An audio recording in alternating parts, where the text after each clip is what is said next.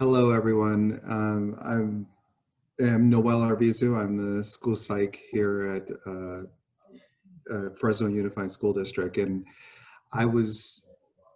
I'm glad that we're here together, and I just wanted to introduce myself, but I also want to make sure that everyone can have a chance to introduce themselves to Jesus, his mother, Maria. So can you please all introduce yourselves? I'm Jaime Barro. I'm the assistant principal. I'm Taryn Bodges. I'm the ALC teacher. I'm Maria Orozco, and I am the math teacher / English teacher. Nice. Thank you all for being here. Thanks, Maria. And so before we go on, I just wanted to focus on some of the things that we had talked about from our last meeting, and that way we can catch the parent up with those things as well.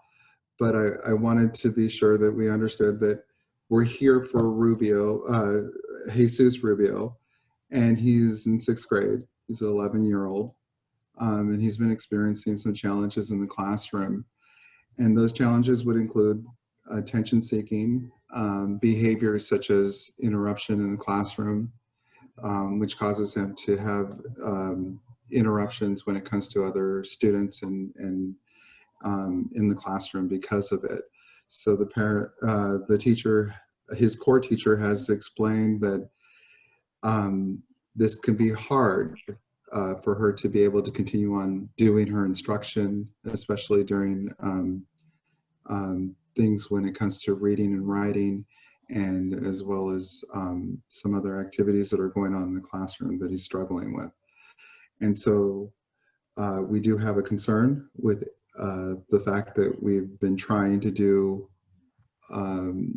some of the strategies that we put in place from the last meeting, where he wasn't able to be successful even with those strategies in place. And we'll talk about those as we go further into the meeting.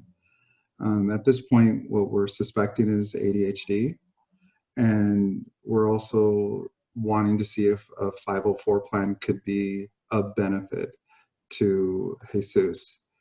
So with that, I would bring it over to his core teacher to explain to us some of these behaviors that we're seeing in the classroom. Just interject really quick. I don't see how these behaviors are it just doesn't sound like my son. And I'm just having a hard time understanding how we've already, in just a few weeks, have already gotten to this point. Can you go a little into that? It just doesn't make a lot of sense to me, because that doesn't sound like how he acts. Right. Well, Maria, let's hear out from the teachers on what they're seeing, and we'll go from there, and we'll explain some of the data that we've taken down while your son has been in the classroom, and plus some of the things that we've already put in place, and try to explain where we're seeing a lot of the behavior occurring, and we can see if that helps you understand what's going on in the classroom. Okay, thank you. Yes, so as his English teacher, I have noticed that he has been interrupting. He needs a lot of attention. I feel like he's seeking, he needs more attention from me, and he's interrupting the other students' education by constantly being an interruption in the classroom. Okay. And the thing too, Maria, is as his teacher, I would also want us to try to explain to his mother about the behaviors that you're actually seeing when this is occurring. So what setting is it occurring at? It usually maybe when we have either writing assignments or I am explaining an assignment to the class. He just seems to need more one-on-one, which is something I can't give to him every minute of the class. It is either something I hope he can kind of grasp on his own, but I try to help him as much as I can. And I just feel like when it comes to independent work, he seems to want me to guide him through the whole thing when I'm trying to, assist other students in the class. Mhm. Mhm. And He has gotten a lot of assistance in the past. I guess maybe he's not transitioning perhaps very well to the new school setting. Maybe. I don't know. that's a great point. And I got to tell you that through the weeks that we had from our initial SST meeting that we had for Jesus, we did go through and try to utilize the strategies that we had, and making sure that every teacher was informed about those strategies, including the extra help that he's been getting through ALC, which is his Alternative Learning Center. So I want to take it to his Alternative Learning Center teacher and see exactly what they're seeing in that class, so that we can see what the difference is. So Jesus joins my class a couple days a week, usually 2 days a week, and he does not display any of these behaviors in my class. However, at the same time, there's only at most 5 students in the classroom, and they're always very spread out. And so I am able to provide as much help as he needs and give him the attention that he's seeking. And so that could be a reason for him not displaying his behaviors in my class. He succeeds he completes all of his work in my class. So I think that having the small group time really helps Jesus complete his work. Well, thank you for that, Tamron. I did see that when it came for us to taking down the data that we were taking down for any time that he's in the classroom, for the parents' purposes. Anytime that we're sitting down with the student in the classroom with Jesus, we are usually taking down data as far as when we start seeing this behavior occur and when it's more frequent. And it seems like from what the data is displaying is that he does require a lot of attention, and that there might be something else, maybe something else that's going on that we still haven't yet determined. And so what we've seen is that the behavior hasn't really changed from the data. It's still staying the same as far as how many times he interrupts. So we want to take that into account. But when he does have extra help, like with Tamron, that actually makes a huge difference. And of course, small grouping makes a huge difference as well. So there are points when we can see that there is success, but it's usually when he's in those smaller groups and when there's not too much distraction around him. Mm-hmm. Yeah, I've noticed, small tasks at home where it's similar. If he has too much going on, it's hard for him to really focus. And So that makes sense that he would be able to handle a smaller group. And I'd also like to chime in that at the same time, for mom, we are a class of 30 students versus the alternative class where he is with amongst 5 students. So that's another important thing I would like for to have notice, of course, of why he might be having a hard time in my classroom.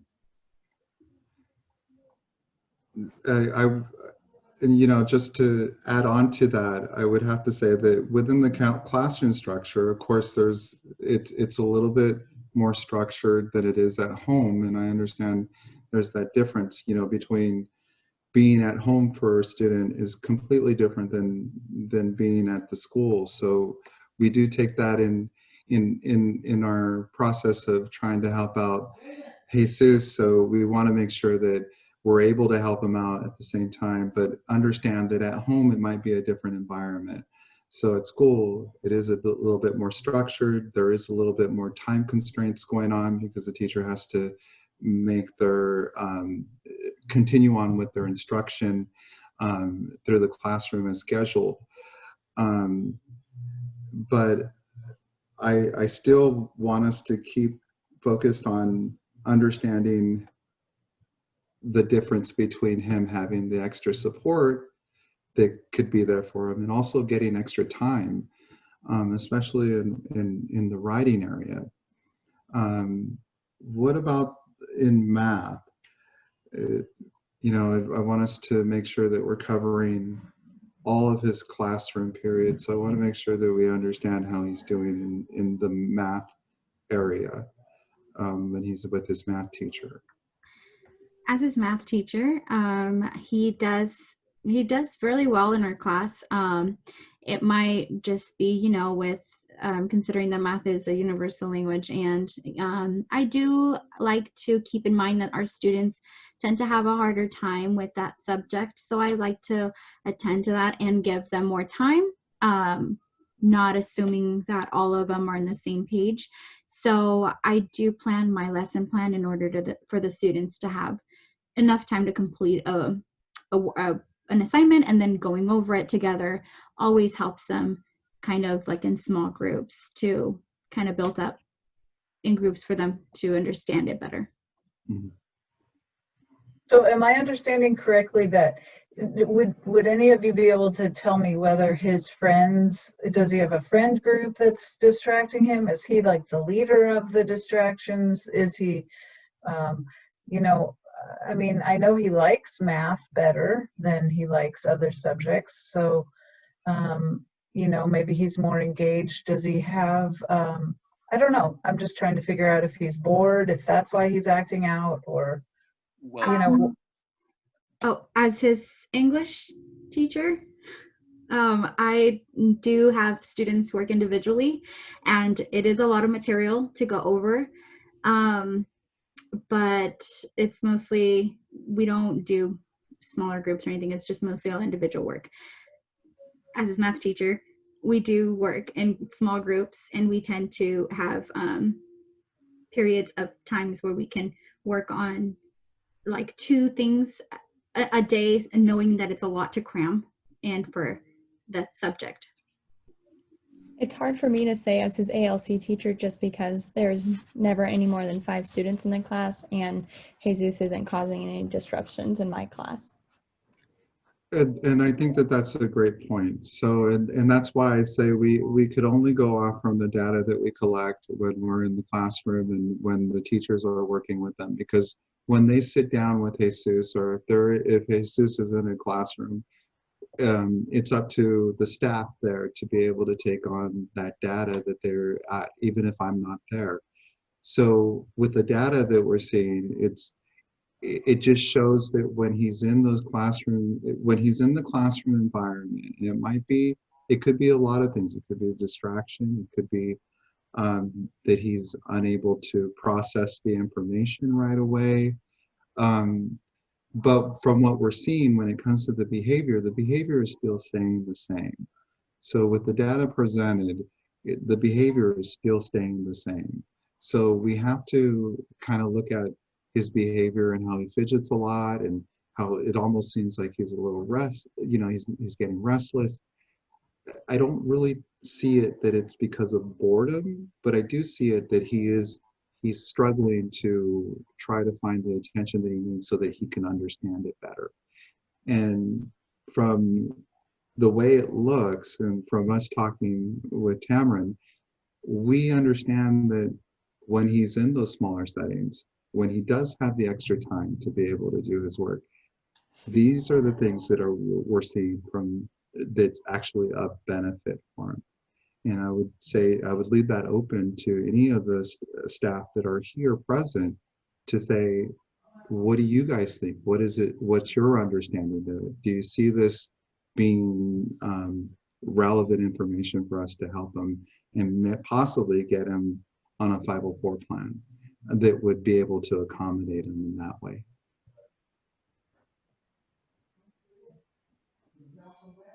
So what would the 504 plan give him? More time? Would it give him more one-on-one attention? Would he be in the ALC for all the courses? How would that look? If we were to start a 504 plan for him, it would basically say that the special accommodations that we would put forward for your son is for